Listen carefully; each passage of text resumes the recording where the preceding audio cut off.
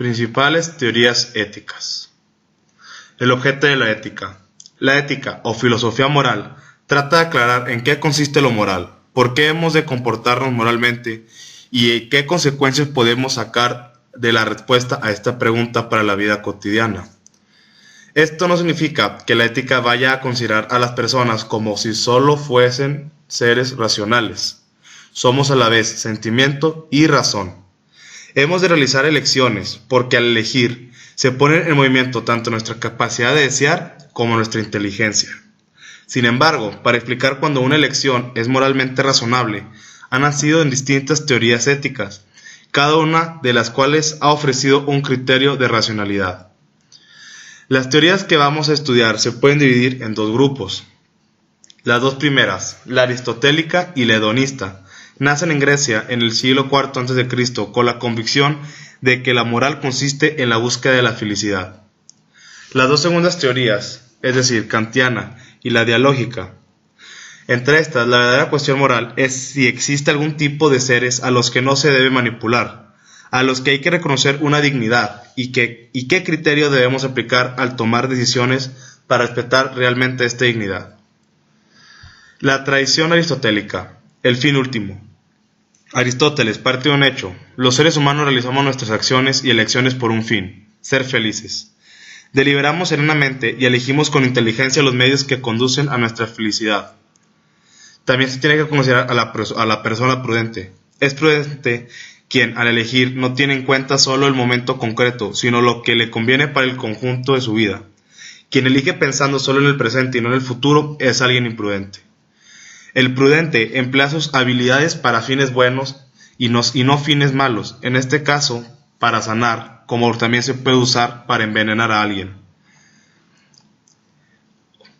El ser obra racionalmente, hace uso de una razón, que eligen el término medio entre el exceso y el defecto, porque en eso consiste la virtud. Existe un término medio entre el objeto y la búsqueda de la felicidad. Esto hace que la razón nos lleve a alcanzar el fin. ¿Cómo adquirir la prudencia? Para ser prudente es necesario tener ya una aptitud, pero además debe entrenarse en saber recordar. Porque el prudente estudia y se informa. Ser circunspecto y agudizar la capacidad para prevenir el porvenir. Ahora pasemos a la tradición hedonista. El placer hedonista tiene como meta: ¿cómo podemos ser felices? Satisfaciendo a los sentidos, el placer. Esta tradición se asienta sobre 3 puntos que ya Epicuro señaló. Todos los seres vivos buscan el placer y huyen el dolor. La felicidad consiste en organizar de tal modo nuestra vida que logremos el máximo de placer y el mínimo de dolor. Precisamente porque se trata de alcanzar un máximo, la razón moral será una razón calculadora. El hedonismo se puede dividir entre dos: el hedonismo individual y el hedonismo social, que vamos a llamar el utilitarismo. La razón calculadora.